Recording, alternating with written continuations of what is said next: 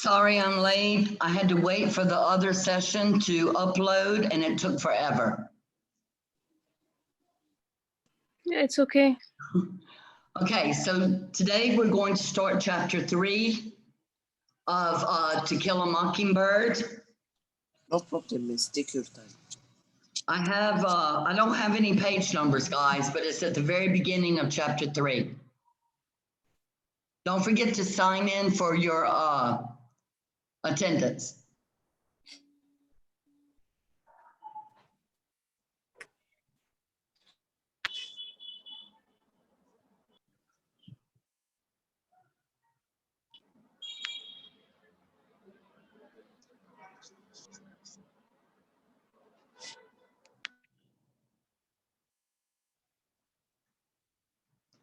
Did we read any of chapter 3 in the class?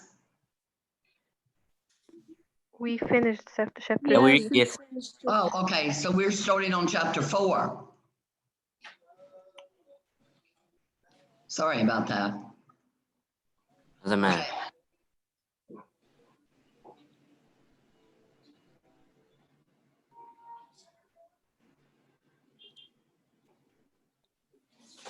Okay, chapter 4. The remainder of my school days were no more auspicious than the first. Oh, wait, let me admit them.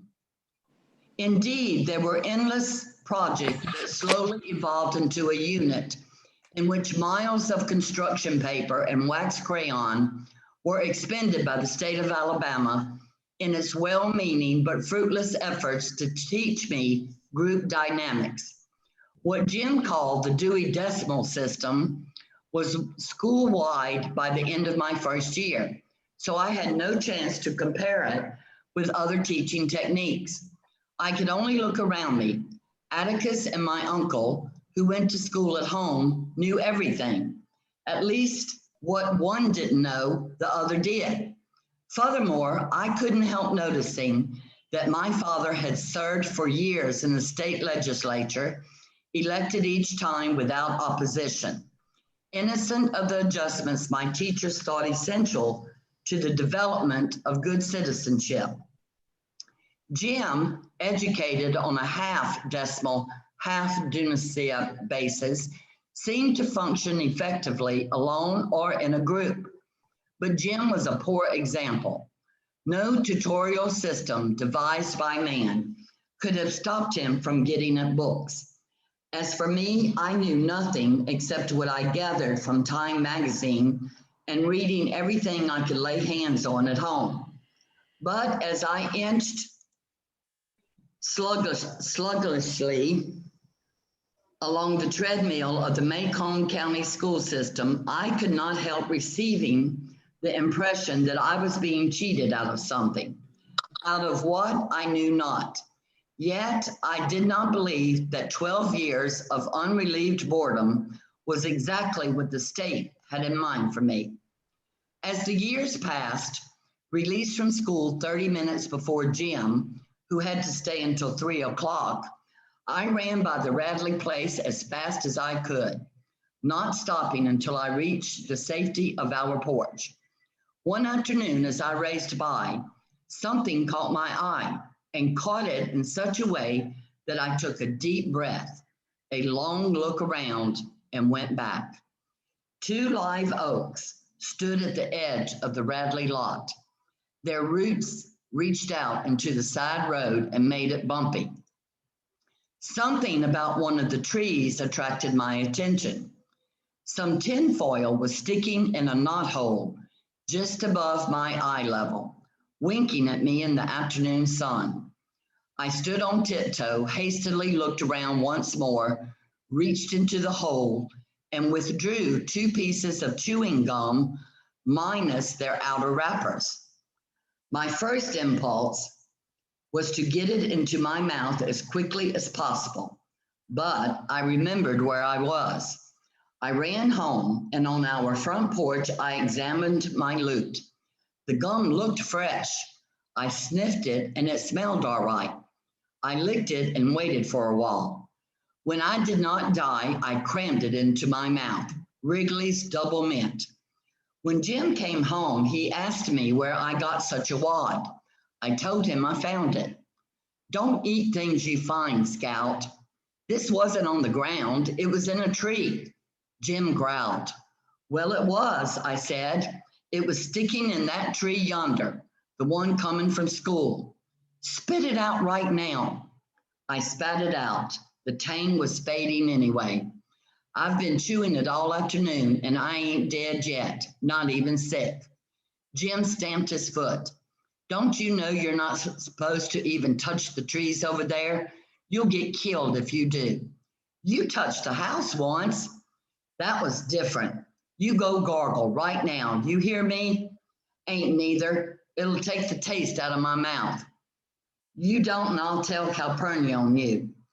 Rather than risk a tangle with Calpurnia, I did as Jim told me. For some reason, my first year of school had wrought a great change in our relationship. Calpurnia's tyranny, unfairness, and meddling in my business had faded to gentle grumblings of general disapproval. On my part, I went to much trouble, sometimes not to provoke her. Summer was on the way. Jim and I awaited it with impatience. Summer was our best season. It was sleeping on the back screen porch in cots or trying to sleep in the treehouse. Summer was everything good to eat. It was 1,000 colors in a parched landscape, but most of all, summer was deal. The authorities released us early the last day of school, and Jim and I walked home together. Reckon old Deal will be coming home tomorrow, I said. Probably day after, said Jim. Mississippi turns them loose a day later. As we came to the live oaks at the Radley place, I raised my finger to point to the 100th time to the knothole where I had found the chewing gum, trying to make Jim believe I had found it there, and found myself pointing at another piece of tinfoil. I see it, Scout, I see it. Jim looked around, reached up, and gingerly pocketed a tiny, shiny package. We ran home, and on the front porch, we looked at a small box, patchworked with bits of tinfoil collected from chewing gum wrappers. It was the kind of box that wedding rings came in, purple velvet with a minute catch. Jim flipped open the tiny catch. Inside were 2 scrubbed and polished pennies, one on top of the other. Jim examined them.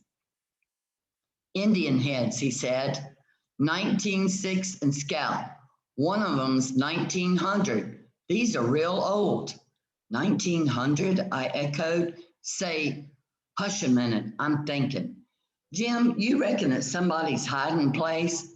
No, don't anybody much but us pass by there, unless it's some grown person's. Grown folks don't have hiding places. You reckon we ought to keep them, Jim? I don't know what we could do, Scout. Who'd we give them back to? I know for a fact, don't anybody go by there. Cecil goes by the back street and all the way around by town to get home. Cecil Jacobs, who lived at the far end of our street next door to the post office, walked a total of 1 mile per school day to avoid the Radley place. And old Miss Henry Lafitte Dubose. Miss Dubose lived 2 doors up the street from us. Neighborhood opinion was unanimous that Miss Dubose was the meanest old woman who ever lived. Jim wouldn't go by her place without Atticus beside him. What you reckon we ought to do, Jim? Finders were keepers unless title were proven. Plucking an occasional camellia, getting a squirt of hot milk. Yes. Sorry, but Selma wants you to let her in. It's showing that she's joining, but it's been like that a long time. I don't know why it won't let her in. I think she's in now. Okay.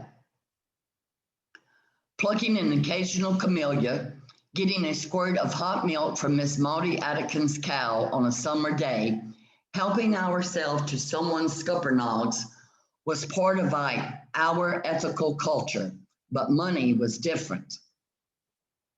Yes, Sama. Can you hear me, Sama? Yes, Miss Lynn. Welcome. You had trouble, I know. No, I just raised my hand to tell you to let Selma in. Ah, she's in, I think. Yes. Tell you what, said Jim, we'll keep them till school starts, then go around and ask everybody if they're theirs. There's some bus Charles, maybe. He was too taken up with getting out of school today and forgot them. These are somebody's, I know that. See how they've been slicked up? They've been saved. Yeah, but why should somebody want to put away chewing gum like that? You know it doesn't last. I don't know, Scout, but these are important to somebody. How's that, Jim? Well, Indian heads. Well, they come from the Indians. They're real strong magic. They make you have good luck. Not like fried chicken when you're not looking for it, but things like long life and good health and passing 6 weeks test. These are real valuable to somebody. I'm going to put them in my trunk. Before Jim went to his room, he looked for a long time at the Radley place. He seemed to be thinking again. 2 days later, Deal arrived in a blaze of glory. He had ridden the train by himself from Meridian to Macomb Junction, a courtesy title Macomb Junction was in Abbott County, where he had been met by Miss Rachel in Macomb's one taxi. He had eaten dinner in the diner, and he had seen two twins hitched together get off the train in Bay St. Louis and stuck to his story regardless of threats. He had discarded the abdominal blue shorts that were buttoned to his shirts and wore real shorts with a belt. He was somewhat heavier, no taller, and said he had seen his father. Deal's father was taller than ours. He had a black beard, pointed, and was president of the L&N Railroad. I helped the engineer for a while, said Deal, yawning. In a pig's ear you did, Deal. Hush, said Jim. What do we play today? Tom and Sam and Dick, said Deal. Let's go in the front yard. Deal wanted the Rover boys because they were 3 respectable parts. He was clearly tired of being our character man. I'm tired of those, I said. I was playing Tom Rover, who suddenly lost his memory in the middle of a picture show and was out of the script until the end when he was found in Alaska. Make us up one, Jim, I said. I'm tired of making them up. Our first days of freedom, and we were tired.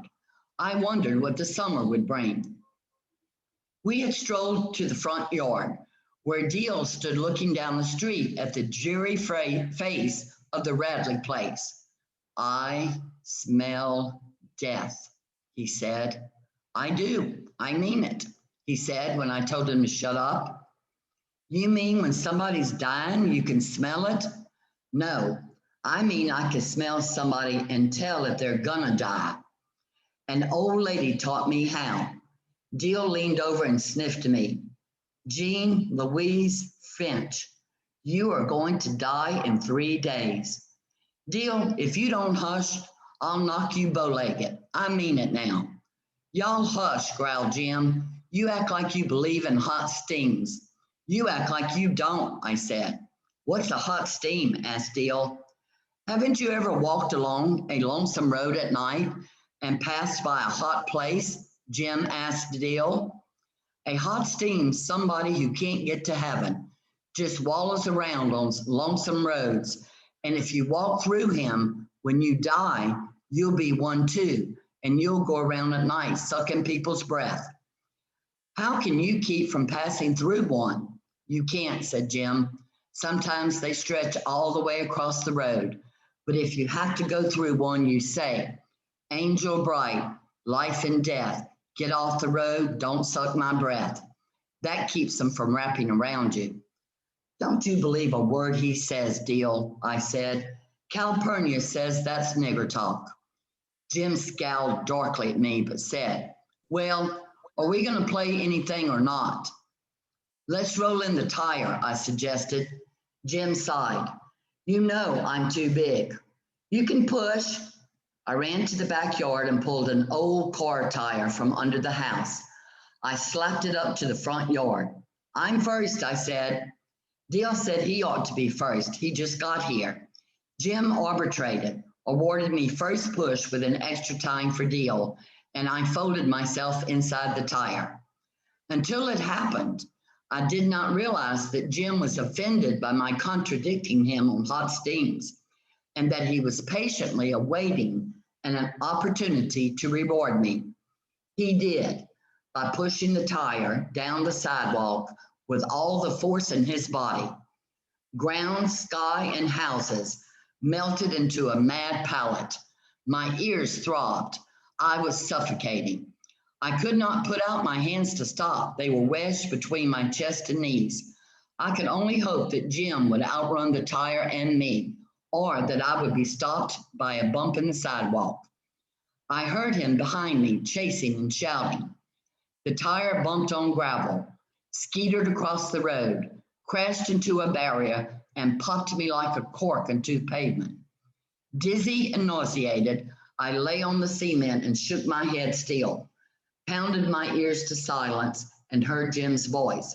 Scout, get away from there. Come on. I raised my head and stared at the Radley place.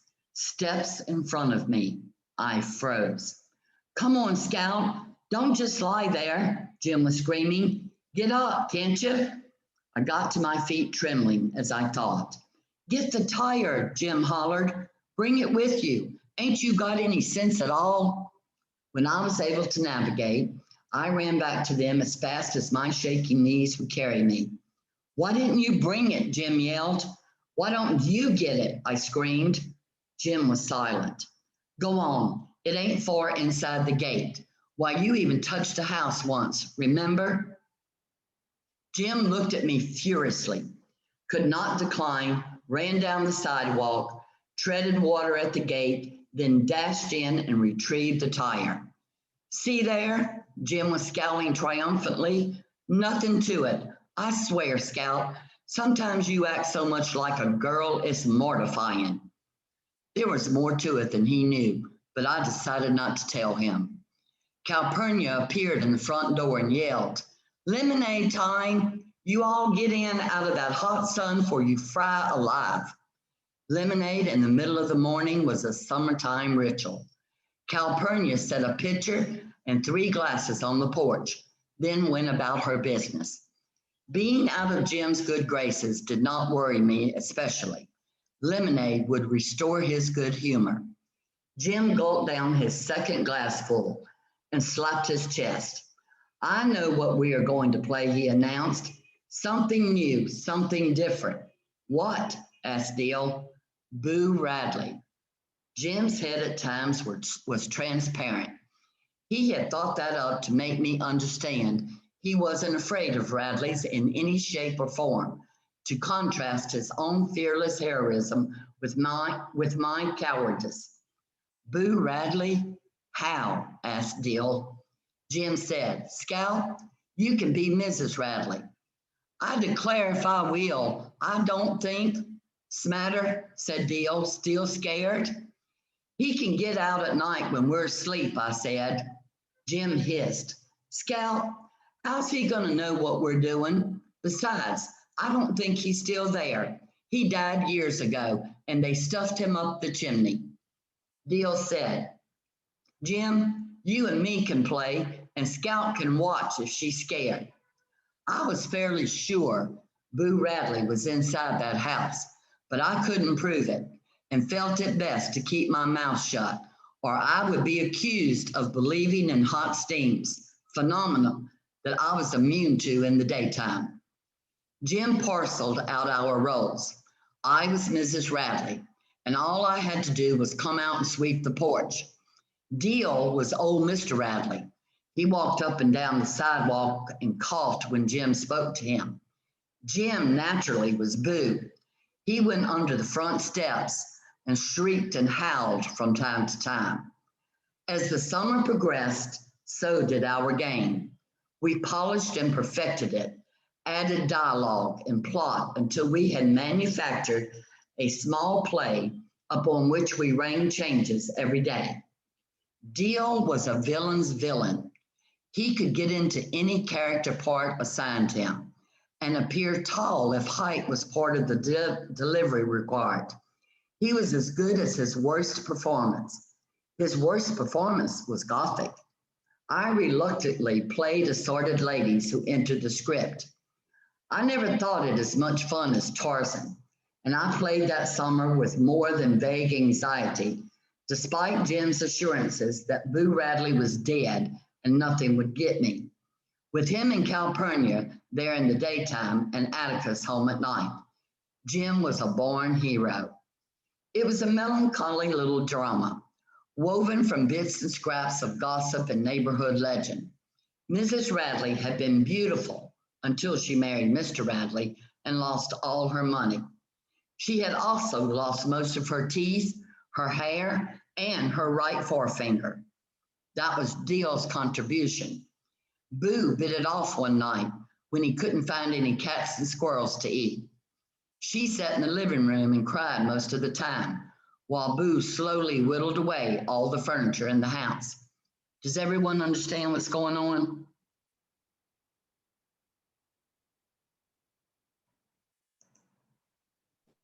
Yes. Can everyone hear me? Yes, Miss Lynn. Yes. I'm afraid I put Yes. you all asleep, okay? So now No. so now they have taken the Radley family and made a play out of it, okay? You understand who they are as characters, right? Yes. Okay. So then she goes on to say, the three of us were the boys who got into trouble. I was the probate judge for a change. Deal led Jim away and crammed him beneath the steps, poking him with the brush broom. Jim would reappear as needed in the shapes of the sheriff, assorted townsfolk, and Miss Stephanie Crawford, who had more to say about the Radleys than anybody in Macomb.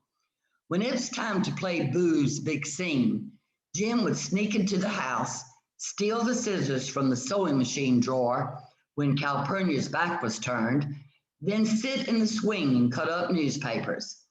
Deal would walk by, cough at Jim, and Jim would fake a plunge in Deal's thigh. From where I stood, it looked real. When Mr. Nathan Radley passed us on his daily trip to town, we would stand still and silent until he was out of sight, then wonder what he would do to us if he suspected.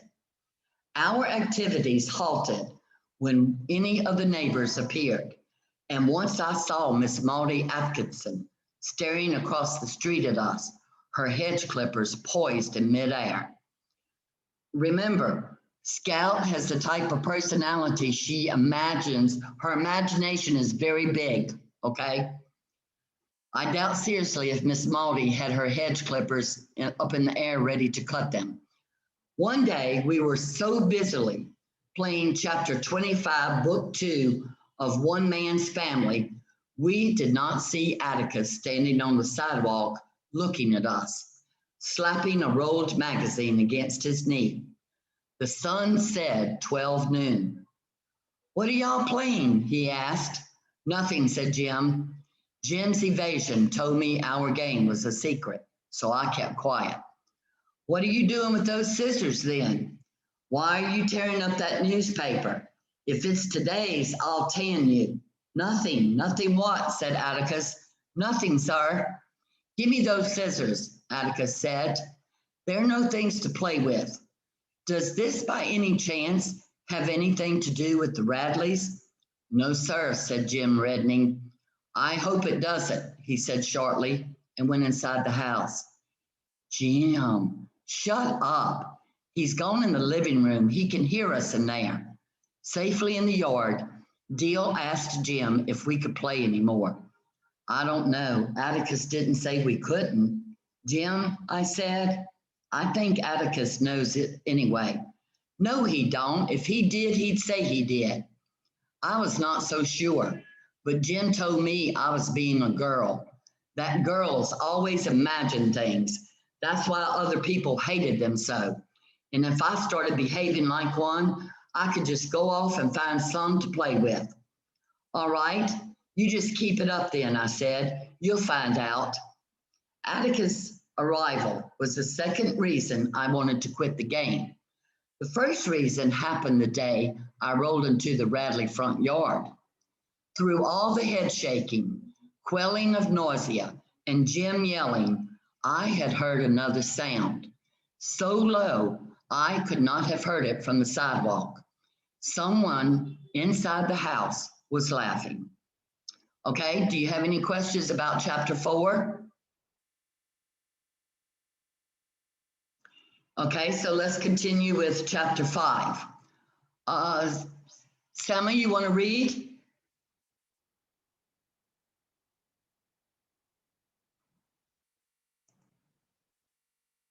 Yes, Miss Lynn. Okay. My nagging got the better of Jim eventually, as I knew it would, and to my relief, we slowed down the game for a while. He still maintained, however, that Atticus hadn't said we couldn't, therefore we could, and if Atticus ever said we couldn't, Jim had thought of a way around it. He would simply change the names of the characters, and then we couldn't be accused of playing anything. Dell was in hearty agreement with this plan of action. Dell was becoming something of a trial anyway, following Jim about. He had asked me earlier in the summer to marry him. Then he promptly forgot about it. He staked me out, marked as his property, said I was the only girl he would ever love. Then he neglected me. I beat him up twice, but it did no good. He only grew closer to Jem. They spent days together in the treehouse plotting and planning, calling me only when they needed a third party. But I kept aloof from their more foolhardy schemes for a while, and on pain of being called a girl, I spent most of the remaining twilights that summer sitting with Miss Maudie Atkinson on her front porch. Jim and I had always enjoyed the free run of Miss Maudie's yard if we kept out of her Asleys, but our contact with her was not clearly defined. Until Jim and Dell excluded me from their plans, she was only another lady in the neighborhood, but a relatively pe- penguin presence. Our t- take it Tacit. treaty, tacket. What is tacket? Tacit treaty with Miss Maudie was that we Tacit. could play their agreement. Okay, our tacit treaty with Miss Moody was that we could play on her lawn, eat her supper if we didn't jump on the airport and explore her vast back lot. Terms so generous, we seldom spoke to her, so careful were we to preserve the delicate balance of our relationship. But Jim and Dell drew me closer to her with their behavior. Miss Moody hated her house. Time, time spent indoors was time wasted. She was a widow, a shame lone lady who worked in her flower beds in an old straw hat and men's coveralls. But after her 5 o'clock bath, she would appear on the porch and Rain. reign over the street in magisterial beauty. She loved everything that grew in God's earth, even the weeds, with one exception. If she found a blade of nut grass in her yard, it was like the second battle of the Mearn. She swooped down upon it with a tin top and subjected to blast from beneath with a poisonous substance she said was so powerful it would kill us all if we didn't stand out of the way. Why can't you just pull it up? I asked after witnessing a prolonged campaign against a blade not 3 inches high. Pull it up, child, pull it up. She picked up the limp sprout and squeezed her thumb up its tiny stalk. Microscopic grains oozed out. Why one sprig of nut grass can ruin a whole yard. Look here, when it comes fall, this dries up, and the wind blows it all over Maycomb Country. Miss Mode's face likened such an occurrence onto an Old Testament Testament. pestilence. Her speech was crisp for a Maycomb Country inhabitant. She called us by all our names, and she grinned. And when she grinned, she revealed 2 minute gold prongs clipped to her eye teeth. When I admired them and hoped I would have some eventually, she she said, "Look here," with a click of her tongue. She thrust out her bridge work, a gesture of cordiality that cemented our friendship. Miss Mody's um, semi Benevolence. benevolence extended to Jem and Dell whenever they posed in their pursuits. We reaped the benefits of a talent Miss Mody had hitherto kept hidden from us. She made the best cakes in the neighborhood. When she was admitted into our confidence, every time she baked, she made a big cake and three little ones, and she would call across the street, "Jem Finch, Scout Finch, Charles Bakers, Harris, come here." Our promptness was always rewarded.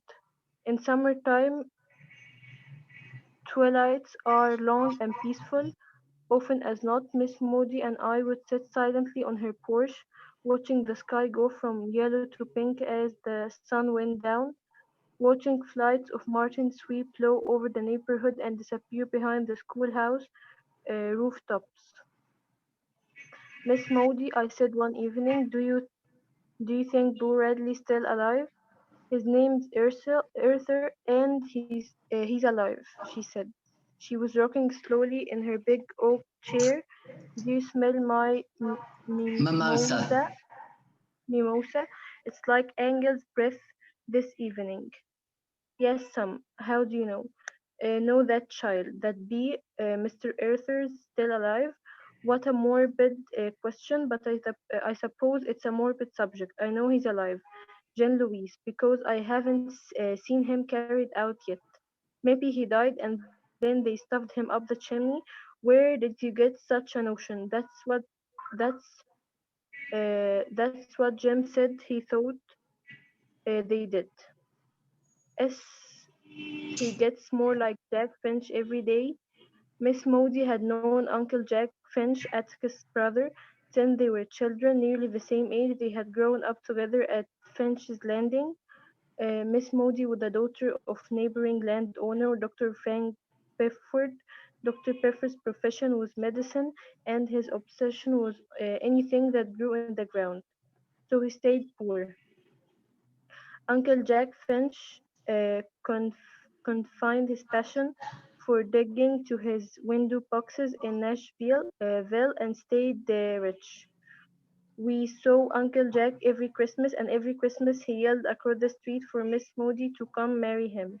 Miss Moody would yell back, "Call a little louder, Jack Finch, and they will hear you at the post office." "I haven't heard you yet." Jim and I thought this a strange way to ask for a lady's hand in marriage, but then Uncle Jack was rather strange. He said he was trying to get Miss Mody's goat that he had been trying unsuccessfully for 40 years. That he was the last person in the world Miss Mody would think about marrying, but the first person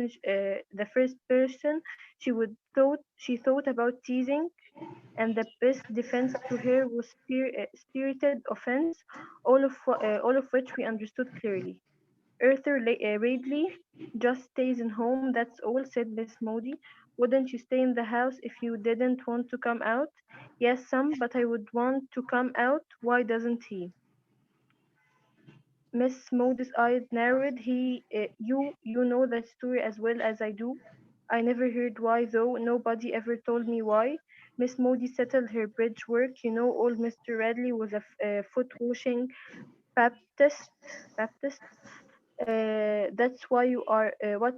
That's why you are, ain't it? My child's not that hard, child. I'm just a Baptist. So Don't you here, all believe in?" one second, Sam. Here they're talking about religious. religion. Miss Maudie is basically telling Scout that Mr. Radley, the father, is very, very religious. Okay, even though they're the same religion, she's not as hard believing as Mr. Radley is. Sorry, Selma. Um, don't you all believe in foot washing? We do at home in the bathtub, but we can't have com- communion with Communion. you all. With you all. Apparently, deciding that it was easier to define primitive baptistry than closed communion. Miss Modi said foot washers believe anything that's pleasure is a sin. Did you know some of them came out of the woods one Saturday and passed by this place and told me and my flowers were going to hell. Your flowers too. Yes, ma'am. They would burn right with me. They thought I spent too much time in God's outdoors and not enough time inside the house feeding the people. My my confidence in pulpit Gospel. gospel lessened at the vision of Miss Modi stewing forever in various Protestant hells. True enough, she had an acid tongue in her head, and she did not go about the neighborhood doing good as did Miss Stephanie Crawford. But while no one with a grain of sense trusted Miss Stephanie, Jim and I had considerable faith in Miss Moody. Had never played cat and mouse with us. She was not at all interested in our private lives. She was our friend. How so reasonable a creature could live in peril of everlasting torment was incomprehensible. That ain't right, Miss Modi. You are the best lady I know. Miss Modi grinned. Thank you, ma'am. Thing is foot washer. Think women are a sin. By definition, they take the people literally, you know. Is that why Mr. Urser stays in the house to keep away from women? I have no idea. It doesn't make sense to me. Looks like if Mr. Earther was hankering after heaven, he would come out on the porch at least. Atticus says, God's loving folks like you love yourself. Miss Modi stopped rocking and her voice hardened. You are too young to understand it, she said, but sometimes the Bible in the hand of one man is worse than a whiskey bottle in the hand of your father. I was shocked. Atticus doesn't drink whiskey. I said he never drank a drop in his life. No, yes, he did. He said he drank some one time and didn't like it. Miss Modi laughed. Wasn't talking about your father, she said. What I meant was if Atticus Finch drank until he was drunk, he wouldn't be as hard as some men are at their best. There are just some kind of men who are so busy worrying about the next world they would never learn to live in this one. And you can look down the street and see the results. Do you think they are true, all those things they say about thee, Mr. Arthur? What things? I told her that is um, that's three-fourths colored false and one-fourth Stephanie Crawford, said Miss Modi grimly. Stephanie Crawford even told me once she woke up in the middle of the night and found him looking in the window at her. I said, what did you do, Stephanie? Move over in the bed and make room for him. That shut her up a while. I was sure it did. Miss Modi's voice was enough to shut anybody up. No, child, she said. That is a sad house. I remember Arthur Radley when he was a boy. He always spoke nicely to me. No matter what folks said he did, spoke as nicely as he know how. You reckon he's crazy? Miss Modi shook her head. If he's not, he should be by now. The thing that happened to people we never really know what happens in the houses behind closed doors, what secrets. Atticus don't ever do anything to Jim and me in the house that he don't do in the yard, I said, feeling it my duty to defend my parent. Gracious child, I was raveling a thread, wasn't even thinking about your father. But now that I will say this: Atticus Finch is the same in his house as he is on the public streets. How would you like some fresh pound cake to take home? I liked it very much. Okay, Next we're about morning, to run out of time, baby. All right, or do you have any questions so far?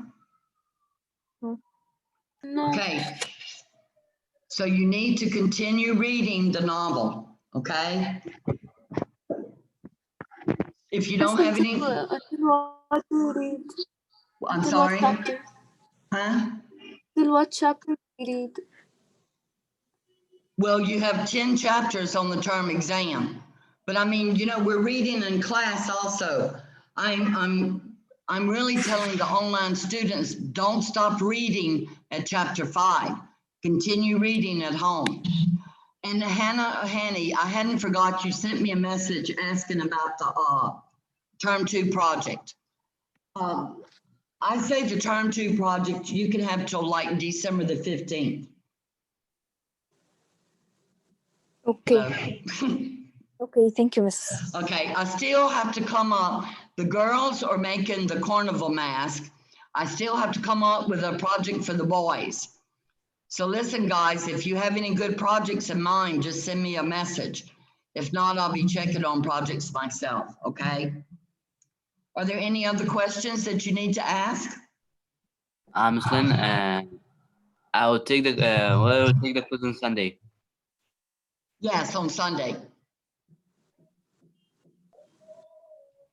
Okay, Okay. all right, anything else? Miss, which quiz on Sunday? Yusuf was absent when we took the quiz, Okay. so he has to take his quiz. Don't get nervous, Chris. Okay. Our next quiz will be the next Sunday. It'll be grammar chapter 6. So you don't have to worry about any quizzes this next week. It'll be a good time though for you to catch up on reading on the novel and then doing the grammar homework. And I might put in some writing because we did some writing in class also. Okay. Okay. All right. Miss, Any don't we other- have Miss, this. yes? Don't we have reading quiz on Tuesday? Oh yes, I'm sorry. That is the only quiz you have. I'm so sorry. You do have the reading No, it's quiz okay. on Tuesday. Thank you, Hannah. You're welcome, Miss. After that is the following Sunday, you have the grammar quiz. This coming Tuesday, you will have the reading quiz, okay? All right, I hope you all have a great weekend. Thank you. You're welcome. Thank you, Mr. You're welcome.